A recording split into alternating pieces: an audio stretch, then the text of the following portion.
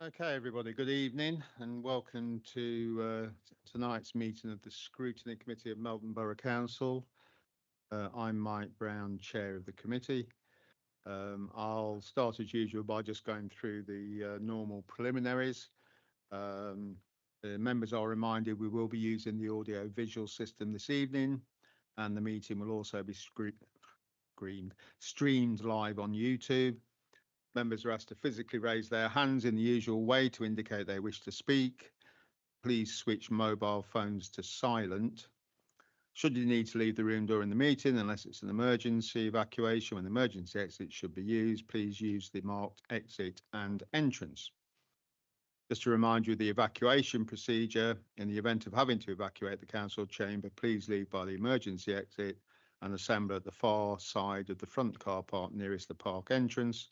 Officers will be on hand to assist persons who require any assistance. Public record of the meeting. There is legislation that allows the public to film, record or use social media to council meeting. This must not be disruptive to the good order of the meeting, nor include any filming or recording of the public seating area. Okay, I'll now move on to the agenda. First item on the agenda is apologies for absence, and I can confirm we've had apologies from councillors Lumley, Thwaites and Webster. I think we're being hit by the lurgy that's going around, and quite a few people are quite ill at the moment, so we wish those who are a speedy recovery. I can confirm though that the meeting is quorate, so we will proceed. Item 2 on the agenda is minutes of the last meeting, to confirm the minutes of the scrutiny meeting held on the 30th of October 2025. Before I move to approve the minutes, are there any issues anyone wants to raise regarding accuracy? Okay, thank you. Could I have a proposer to approve the minutes then, please? Councillor Gordon, and the seconder? Councillor Cliff. Right, please indicate by show of hands approving the minutes. Thank you, the minutes are approved. Item 3 on the agenda is the response tracker, which is included in the papers. There's still just one item on the response tracker, and I just want to ask Michelle if she'll just update us on the response that we're awaiting for as a committee. Thank you, happy to. So I've spoken with legal colleagues and the director for the area. They both advised, because there's quite a lot of work happening in relation to the stockyard currently, and because also there is a recommendation, I know within your pack this evening, to consider Scrutiny having a more detailed review of the stockyard in the new year. We believe that those actions will perhaps supersede the action that's on the tracker. So my recommendation to the committee is to note that as superseded by those, but make an explicit request that is covered as part of the update, if that's approved at your as part of the work programme review. Okay, thank you for that. So members satisfied, happy with that? Positions reported. Thank you. Move on to item 4, which is for declarations of interest, and I invite members who wish to do so to make declarations of interest in respect of items on the agenda for this meeting. No declarations of interest. Item 5 is the review of the forward plan, which is a standard standing item for this committee. Just to note, there has been an updated forward plan that's been tabled tonight. So the one that was circulated originally has been slightly updated since that date. Are there any issues anyone wishes to raise in regards to the forward plan? Thank you. No. So we move on to item 6. Sorry, Councillor Gordon. It's just something that's come to mind. The bush shelters. I know that it must have been Friday when the 6th of December when there was a decision. I think that was by the LCC, and I just wondered if we knew anything else about the bush shelters. Well, that's a decision. So it's not something from our forward. Oh, okay. Thank you. But you're indicating there's been a decision by the county council. Yeah, I'll just get on to 30. How every second. Right, here we are. Yeah, it's got to do with the grant. It's the grant to Leicestershire County Council for a contribution to the LCC bus shelter renovation programme. And it says at the bottom, grant to Leicester City Council, County Council, sorry, for a contribution to the LCC bus shelter, again, renovation programme. And it says it was added on the 7th of the 11th. Oh no, so it was just added on the 7th of the 11th, so we wouldn't really have much of a thing on that. I think I've got the wrong date on that. I thought it was the 6th that there was a decision, perhaps not on that one. I think I got the date wrong, but I just wondered, is there an update on it at all? Anything on it? Are we able to give an update on that one? We'll take that away and put it on the response tracker and come back to future meeting. Lovely, thank you. Thank you. Any other issues on the forward plan anyone wishes to raise? Switching it off.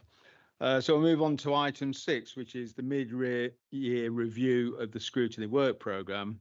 As the committee will be aware, it's normal for us at this stage of the year to review where we are with the work programme, but also to consider whether there are any issues that should perhaps be brought forward that weren't set out when we did our original formulation of the programme at our workshop earlier in the year. Now you've got a briefing note included with the papers tonight. It's pages 73 to 74, which sets out some suggestions. They've actually come from different quarters. One of the items on there, the stockyard project, is something actually I've raised as chair, because I think, as we're all aware, there's been significant changes in the project for the stockyard since we last, as a committee, looked at the programme and the project, and I felt, given the importance attached to it by Scrutiny, it was appropriate for this to come back to us so we can actually undertake that exercise in respect of the revised and changed project. And also there's a suggestion to add an item on the inward investment strategy. Now, again, this is something that's come up during the course of the recent few months. And again, I think is an important issue that Scrutiny has not had an opportunity to look at, and to some extent is linked to the economic development that is represented in the stockyard project. So I've asked for those be brought forward if the committee agrees to change the programme tonight. So it's a proposal. In order to facilitate that, we would need to move back into the new council year, the BIFA contract review. But I think, given that there are also changes taking place in regards of waste, that might be an opportune slight delay, but it certainly wouldn't be intended that we don't undertake that review. But it's put back into probably May, just by a short period. So those are the first two items, and then we've also got two other additions being suggested. Now, one is the cyber security strategy. Now, we did have a workshop on cyber security for Scrutiny, and at that workshop, there was a request made by committee members that this should be brought back before Cabinet make a final decision. And it's been indicated to me that decision might be before May 2026. So we need to actually find some space to receive a further report on that. So, as requested by the committee at the workshop, we're in a position to make any comments before Cabinet makes a decision. There's not a lot of point of doing that after the Cabinet have made a decision. So that would need to be facilitated. And then finally, and this is a new item, it's a suggestion that's been put to me as chair, which I think actually would be very valuable, is to have a further workshop on LGR, but not on what shape of council should we be advocating, but to actually have an opportunity to bring some partners from other authorities that have either already gone through the process, whether they've done it recently, when they've done it further in the past, so we can start to look at the technical issues involved in the transition that we know is going to take place, whatever the final decision by government is, because the coming year is going to be one of intense work around that. So it'd be an opportunity at an earlier rather than later date to start looking at some of the nuts and bolts. So those are the changes being proposed to the work programme in the document you've got tonight.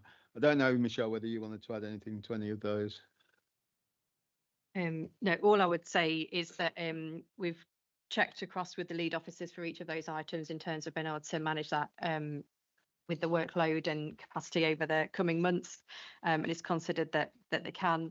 I should also just point out, in terms of the stockyard project and the wider focus, the levelling up fund itself is subject to audit, as was always our plan, and in order to facilitate the change of focus from the ADP more generally to a stockyard. I know, Mike, you're really keen that there is still an assurance given in terms of the progress on the wider ADP, and Lydia's confirmed that could be added on to the end of that item also. Thank you. I haven't got my little bell that we have at the Landlord Assurance Board, but ADP is the Asset Development Programme.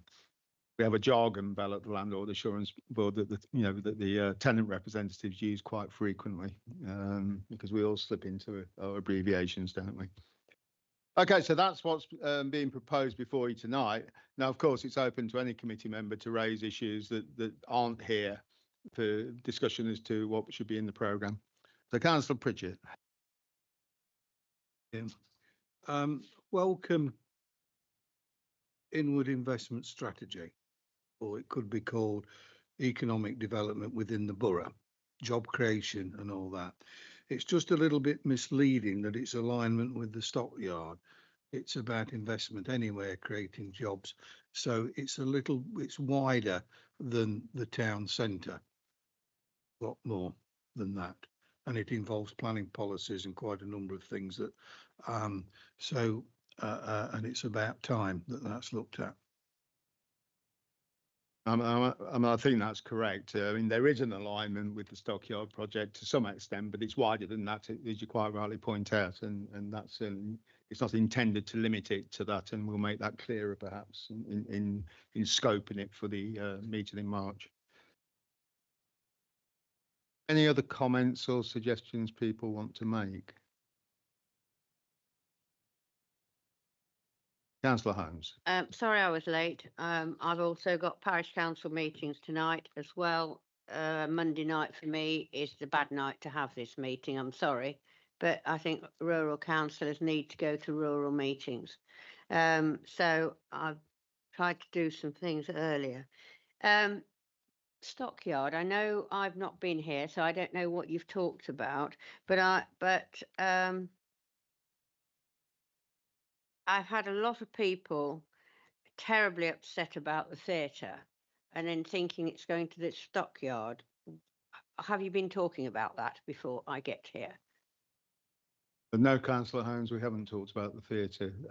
What we've been saying is, as set out before you, yeah, well, I've been proposal to add to the work home as well, yeah, but I didn't know whether you know, no. Because you mentioned that's all.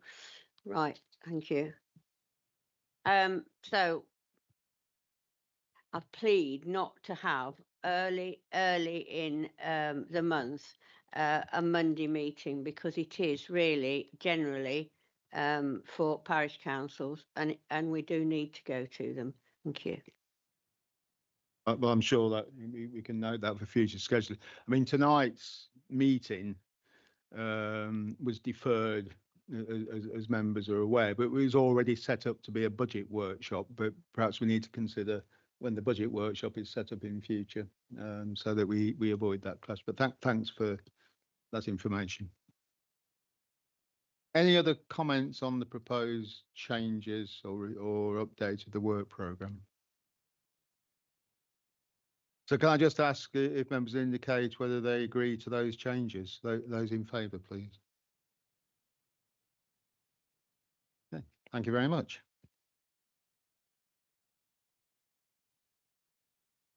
We now move on to item 7, which is on developing a youth strategy, and it's an update from the task and finish group. I don't know, are you going to lead on this, Aisha or Helen? Or Councillor Pritchett for that matter, because you run the task and finish group.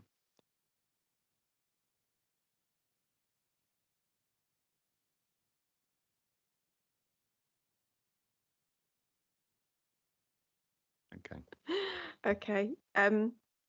So just you'd have to bear with me because I concur with Councillor Holmes for very different reasons. Monday evenings are a terrible evening for me to have a council meeting for other reasons.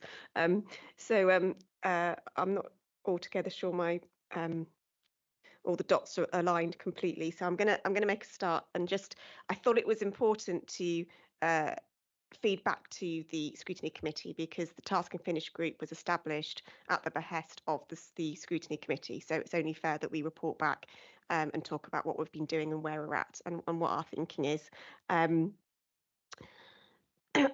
Obviously, we were tasked with this as a reflection of the corporate strategy. That's the first sort of point of context to mention that having a youth strategy, developing a youth strategy, featured in the adoption of the latest version of the corporate strategy that we all voted in favour of. So it's right and proper that we scrutinise it and work out where we're going with it and give recommendations to Cabinet on the basis of the work that we've done. The key questions remain throughout the work that we've done. What is the purpose of Mountain Borough Council having a youth strategy? Because we remained very mindful that we don't deliver youth services. We don't have a huge budget to deliver youth services, even if we wanted to. And so it was really seeking to understand where having a youth strategy fitted within the corporation of Mountain Borough Council and within the duties that we do have statutory responsibility for. So kind of working out what, why were we doing it was a really important aspect of our work. We also remained very aware of the context of local government reorganisation. As we continued with our work, that kind of remained a kind of a looming part of the picture that we face. So there's a realism in a development of any strategy and the impact that it can have and the time that it could have on us as a corporation that won't exist in a very short space of time. So that would be the same for what the theme of any strategy. So we had to kind of continually come back to that question. And then towards the end of our work, the government announced a national youth strategy. So that's come into our thinking as well towards the latter stages of the report writing and the recommendations. So you'll see both of those aspects featured in the report. I remained within all a very big advocate for us thinking through the issues that the strategy bring up. I think that, for example, local government reorganisation makes it even more important that we understand the needs of our young people locally, that we understand what the barriers to opportunity are, what the challenges are that they face. And we have a unique moment in time for us as Melton Borough councillors to really look at this and establish what the voice of our young people really is as we move into being part of potentially a bigger organisation and as we perhaps fight for pots of money over serving the needs of our young people. So I think it's just as important to understand the needs of our young people. The question is whether having a strategy, an adopted strategy, is the right way to go about that. So you'll see at the end of the report the recommendations, and it mentions the wider context, and it mentions, if I can draw attention to number 4, the last point is in recognition of the need to prioritise corporate strategy commitments in the context of local government reorganisation. The invitation is that we recommend to Cabinet that instead of a youth strategy, they consider endorsing a clear commitment to young people with clear and tangible actions that can be undertaken by this council and ensure that the need of young people across Melton are taken into consideration through the local government reorganisation transition process and beyond. And I think that for me, it was getting a balance between we don't want something really woolly that is just a tick boxing exercise and that just says, yeah, let's have a youth strategy. That sounds like a really good thing to have, tick the box. But actually, when it comes to it, what meaning would that actually have? So I think number 4, whilst we're moving away from the word strategy, it does actually hone in on what it is that we A, want to be doing and B, are in a position to do. I also would like to draw your attention to the key questions for members on page, it's page 7 of the report, but page 81 of the papers. And I think that would be worth having members' views on so simple things like the age range, and we had a few discussions in the task and finish group about the right sort of age range, and there's different rationale for different landing in different places on that. So do we stick with the statutory youth services, and is that where we're at? Do we go up to 25 and look at young adults as well? There's one suggestion here going from 16 to 30. I'm not sure I'd be in favour in that one, but it's in the mix. Then we've got a little bit about the strategic alignment and where it should sit. That's potentially less of an issue if we're not developing an actual strategy as such, but that is for consideration. What the aim should be, I would welcome all of those that are mentioned there, but other members might have a view about including other things. Engagement and co-design, any views about how we go about doing that? Delivery and monitoring, the best way forward for that. So again, we'd welcome members' views on that. I don't know, Don, I mean, you were present as well. Do you want to share anything from your perspective about the work we've done? Thank you for that introduction, Councillor Cliff. Yeah, the only thing I can, yes, it is difficult which age group you go to, and I can understand why it goes beyond 18, and whether the council can do as any scope to work on that, and any strategy the council comes up with, I would expect it to partner with the county council and not just look at what this council wants. The only thing that one of the things I spent quite a bit of time on was on transport, and I'll just pass these comments on transport. That for quite some time, since I joined 2019, the leadership of the council hasn't worked with LCC on actually the bus timings and frequency of buses, and I recently wrote to the leader, particularly in view of the many millions of pounds being paid from Melton Developments for bus services, that you can actually get a voice. But what I will say is when they revised the bus timetables last December, and I checked the Melton Mowbray ones to Loughborough, etc., I personally can't see a problem with them.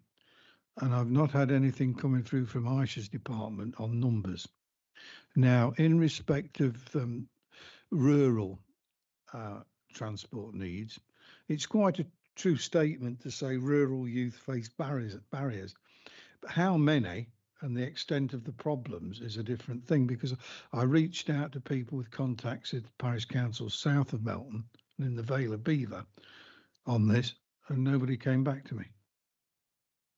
So I think unless we get numbers of people who are suffering or a problem, 17348, it becomes I think quite a lot of this work, I'll finish on this, that you're looking at the exceptions, at helping the exceptions of people that don't ordinarily get the support from the parents or access to facilities. But that's all I've got to say on it. Thanks, Don.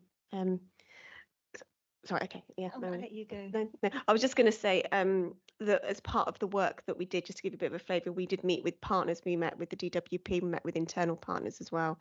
We did lots of things involving post-it notes that Don was very accommodating for my enthusiasm for post-it note meetings and moving things around on big A3 sheets of paper, trying to work out the questions we were answering and what we were trying to hone in on and where it sits within the overall corporate strategy and themes and all of that. So we have had a few meetings and we've really tried to hone this down, because something like a youth strategy, it's like how long is a piece of string, and it's very it can be very difficult to tie down. So we've tried really hard to try and pin this down in terms of identifying what is it that we're actually talking about.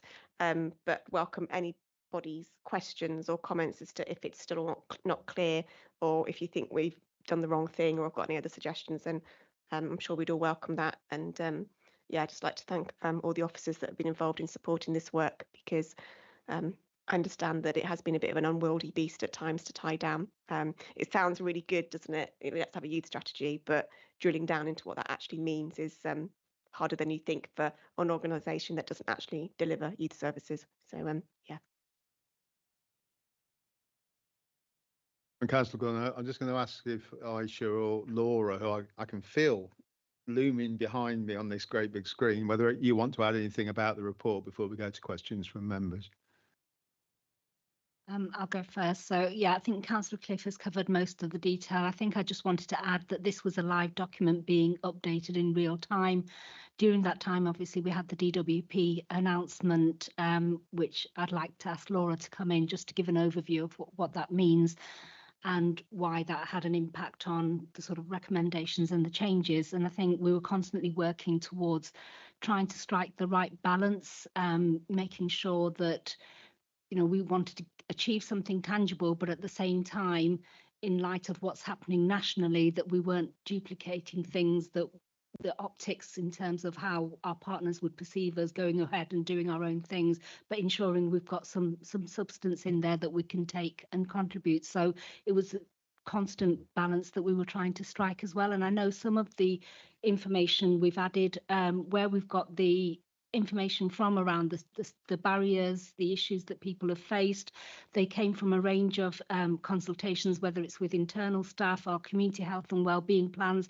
Some of them will lack some detail purely because you can go down rabbit holes with the level of detail that you want to get out, but some of them will come out once we know what age range, for example, that members want to pursue. So if we understand the age range, for example, if it's the 16 to 30 or the 18 to 25, then potentially the transport barriers, we can delve down into numbers because we want to understand what the employment barriers are to transport. So I do appreciate we don't have a huge amount of detail on some of these issues. They're general issues to bring down initially. The piece of work hasn't finished at all. Sorry, Laura, did you want to come in and just give an overview on the DWP work? Yes, thank you. I'll just try and summarise the government's National Youth Strategy. So the government announced the National Youth Strategy in late 2024, and the aim, or their sort of tagline, is to support a generation to succeed. And they want to do this by improving services, opportunities, and opportunities outside of school. So the focus of the National Youth Strategy is very much around collaboration. So collaboration with local authority, with partner services, organisations, but also very much a strong focus on co-production with young people. So trying to move away from a one-size-fits-all approach. In fact, they've created a sort of youth council. I think there's 14 young people who are producing this the strategy alongside government, and they come from different areas, they've got different backgrounds. The core objectives are around a better coordinated youth services at a local level, but also regional, national. It's about empowering communities with young people so they can make their own decisions. It's about rebuilding a thriving and sustainable youth sector. And it's the strategy is going to be linked to the wider government missions, so that things around safer streets, reducing pressure on health services. Also, the government announced the Get Britain Working White Paper, so it's very much linked to that as well. So there has been quite a large engagement process with this. So there's been various different sort of national listening exercises. They were back in March 2025. There's been online surveys, there's been face-to-face events. It's backed by things like Volunteering Matters and UK Youth. So they're also co-producing this with the government. And the local MPs, local organisations have been sort of running these youth engagement sessions alongside government. The government have committed to funding. So I think there's 85 million for youth facilities. That's including 26 million for better youth spaces. So that's around renovations for youth spaces, equipment. There's 100 million from dormant assets from 2024 to 2028, and they're for youth services and opportunities. But of course, the funding details will depend on consultation outcomes and spending review. So there has already been the local youth transformation pilots. this isn't a separate part. This is actually part of the assessment process towards the strategy. So this local youth transformation pilots, there's 12 local authorities that are involved in this, and it's basically a precursor to the strategy. And the reason they're doing this is fact finding, data, that kind of thing. So it's testing to rebuild local authority capability, and it will inform what the National Youth Strategy looks like. So there's a major change in relation to the National Citizen Service as well. So this is part of that. So I don't know whether people know, but the National Citizen Service was phased out from 2025, and this is part of sort of rebuilding that area. The timeframes are a bit vague at the minute, because they were planning on the full strategy being announced in summer 2025, but I think that's been pushed back. So it's looking like they said late 2025, but probably now it'll be early 2026. We're very much involved with Local Job Centre Plus in relation to this already. So we do have DWP strategic meetings. And in the last strategic meeting, we did discuss this, and locally they are aware of it. At the minute, they're just doing lots of fact finding and scoping themselves. We've explained that we've also been doing scoping exercises, and we're actually working towards our own youth strategy. So they're very much on board with having meetings with us and putting our data towards their data, and creating a scoping exercise locally.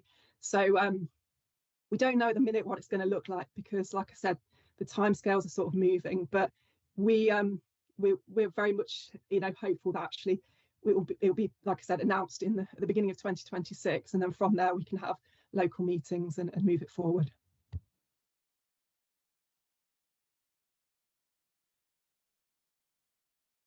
Okay, thank you for that. I'll now open it up to, excuse me, members. Hope I'm not starting the lurgy. Members of the committee. Councillor Gordon. Thank you. Yeah, I'm looking at page 81 where it says 10 to 18. Now, I think this is a good idea to have them at these ages, because especially from 10, you will be training them to take on activities and look for other things to do, so that as they get older, they will be more focused on doing activity things that come up. But also as well, at that age, 10 to 18, I believe you will produce leaders.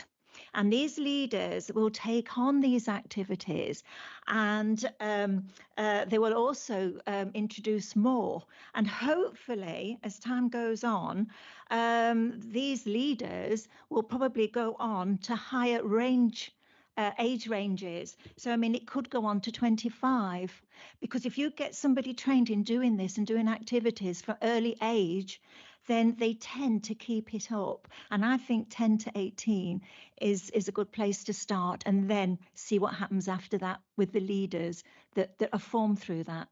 Okay, thank you. Councillor Holmes. Thank you, Mr. Chairman. I don't want to be rude. I don't know Laura. Is she a member of Melton Council? Does she work for Melton? She does? Because what I've heard is waffle. I'm very sorry, but have you spoken to all scout groups, all youth groups? I mean, have you done that?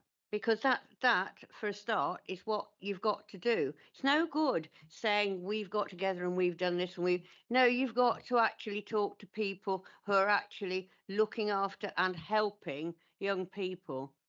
It's vital. So I'd like to know whether anybody has done that.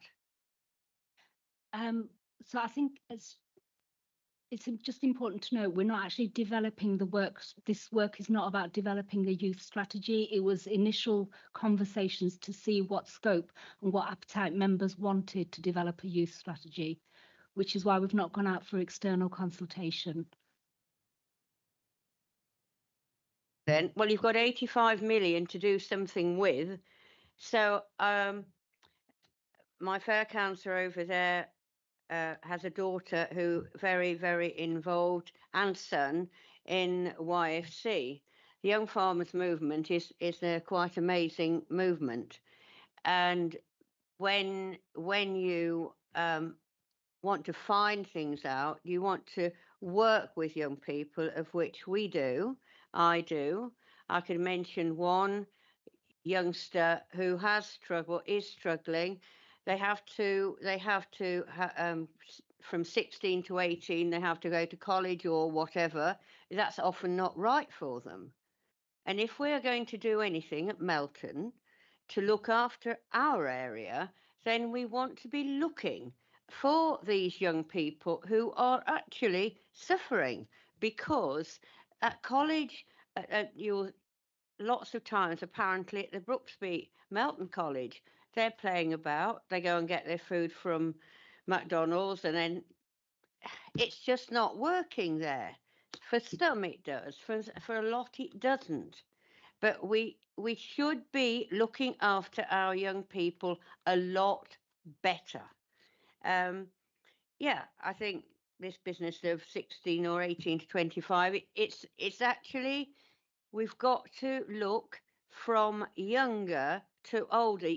Youth groups will tell you how youngsters are struggling. They will, because they know it and they're there.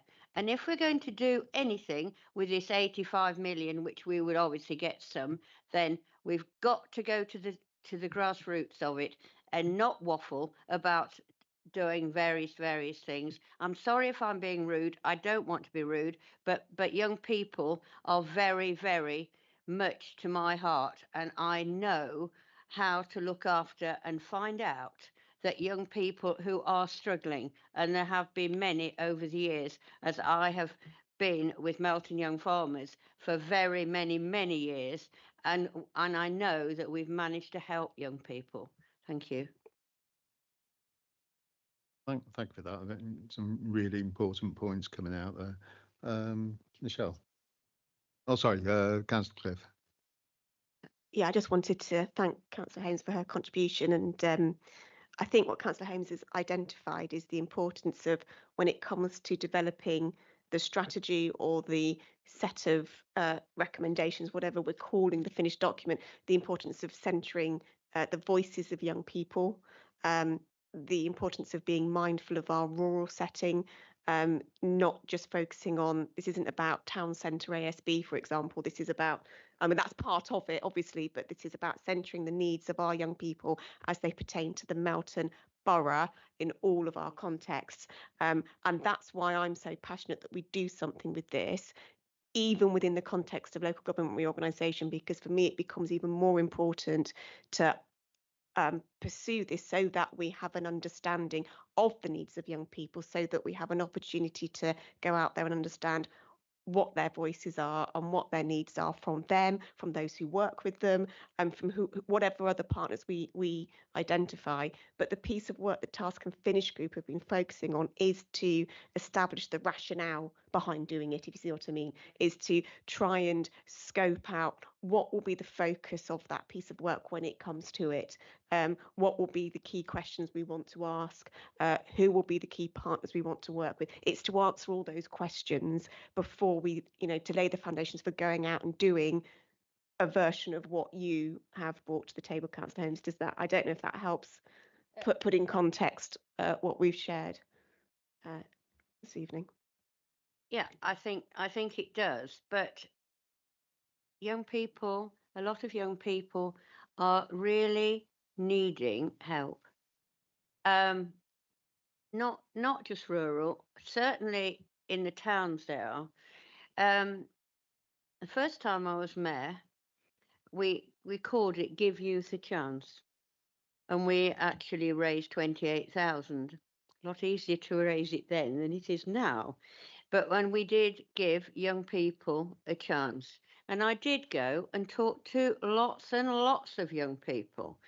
I mean, obviously I'm much older now, but even now, I do go up and talk to young people in the town, and young people appreciate it. We started, I managed to get with the town estate, the skate park started. Not finished, but we got it going in a small way. Those sort of things are vitally important, that for young people, and we can keep skirting round it, but we actually have to get to the root of it, and it is vitally important. Thank you for what you've said, but anything that is so important to talk to the people that are trying their hardest to look after young people. Thank you. Sorry if I've gone on a long time. That comes through very strongly, Councillor Holmes, and is welcomed. Michelle.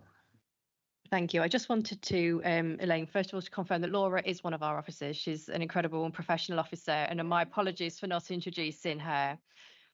Okay, so what Laura was doing was giving an overview of what is happening nationally with the DWP.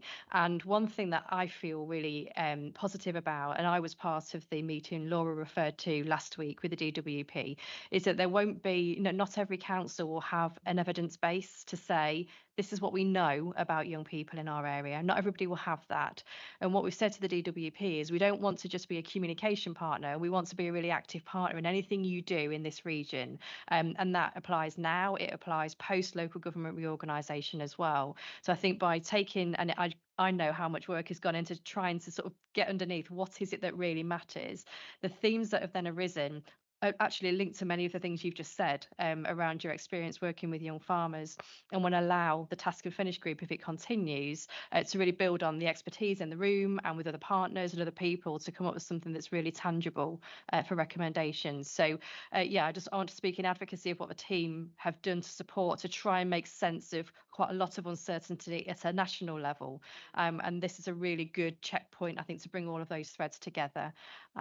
So yeah, but hopefully that's helpful, and everything you said, Elaine, does align with what is in here. Okay, Councillor Pritchard. Thank you, Chair. A few things following on what the exchange between Councillor Cliff and Councillor Holmes. I believe there is an issue looming with volunteers.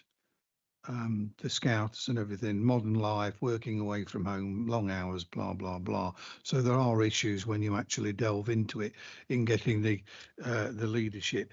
Coming back to the strategy, for me, I'm not really interested in whether this a perceived shortage of interest in the nighttime economy. I think that's not our business. That's a supply and demand issue. There are much bigger things to be concerned about than noting that. Now, one of the things, regardless of whether the strategy goes beyond 18, I see a properly functioning regeneration department in a council, properly functioning, as being involved in stimulating the economy.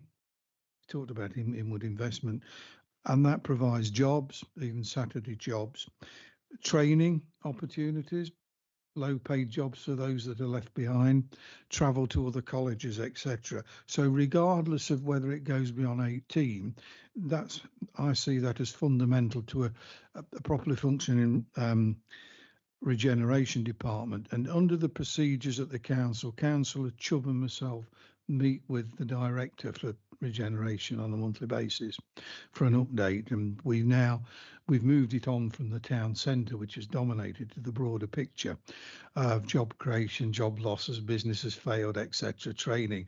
So we will be going into this through that, which links to inward. This does link to inward investment, and also it goes on after that to affordable homes.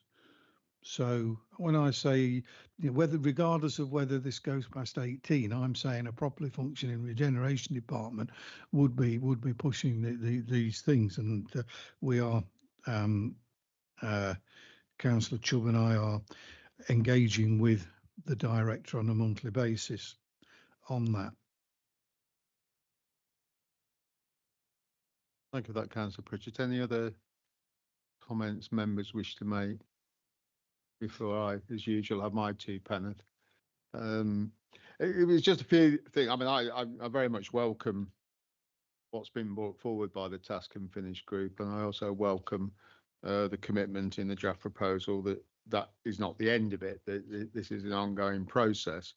Uh, One of the things that I'm always struck by, and it applies to other groups as well, but we're here to talk about youth strategy, is youth is not a permanent state of being. You know, people start as youths or children and they move on. So every time we delay in taking action, we're missing opportunities for people because they don't stay in that position forever. So I think whilst I hear everything and understand everything that's been said about the national strategy, I think it's right that we still continue to look at tangible actions we can take as a council that don't conflict with that or in any way duplicate that. So I think that commitment in the recommendation is important. Um, the fear of sounding slightly political. I mean, one of the huge challenges is that we've seen youth services hollowed out over the last 10 to 15 years. And frankly, I think we can see some of the effects of that with some of the issues we have around youth in our towns and villages throughout this borough and throughout the country. So I think it's welcome that we're now seeing coming from government some commitment to trying to rebuild capacity and capability. I think that was the phrase that Laura used, because I think it's very important. It's very important it happens sooner rather than later. The other thing, just in Parliament, there's a comment I particularly lighted on, which was saying about, should we have an appetite for resource and activity which falls into county council responsibility? And just as a sideways comment, that one of the, without getting into the configuration of the unitaries discussion at all, because people have different views about what the best mix would be, but a unitary authority has actually cut through some of that as an issue, because those services then come together as part of one family in under one umbrella, and I think there's going to be a benefit in that. And then finally, and I'm not trying to be in any way make light of it, but the issue of buses and transport. I mean, I think there's a bit of a hidden issue around that, because for lack of facility, the bus of mum and dad has taken over in many areas, particularly in rural areas. But I would urge other mums and dads to think about adopting my policy once my various sons were working, that they learned that the bus of mum or the bus of dad cost 12p a mile.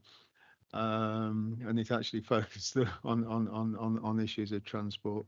But I think because the services that are available, the public services are available, haven't been brilliant for many years, people have moved away from that, and that is an issue for a lot of young people. I certainly know over the 20 or so years I've been in this area, I've had conversations with young people who want to come and take part in things but simply can't do it independently because of, so this is all part of that picture. So I think the work that's been done by the Task and Finish group is very important. But as Councillor Holmes rightly says, this is only a start, and that engagement with all the people in our community who are involved in this area needs to happen. So if there aren't any more comments from members, we've got a recommendation at the end of the paper on page 85. Which you'll see is stamped in big letters with the word draft, so it wasn't brought to the committee tonight as a fait accompli. But I'd invite a proposal that we adopt the recommendation set out here. I'm quite happy to propose that, Mr. Chairman. And I think we just want to look more deeply into our area, into Melton Borough. I'm not saying the rural areas, but totally encompassing everything, because young people, after they've left school, sometimes feel very, very vulnerable. They really do. And they need a helping hand. Thank you. No, I think that's very well said. So we have a proposal. Do I have a seconder to adopt? Could I have a show of hands, please, that we agree the recommendation set out on page 85? And that's unanimous. Thank you.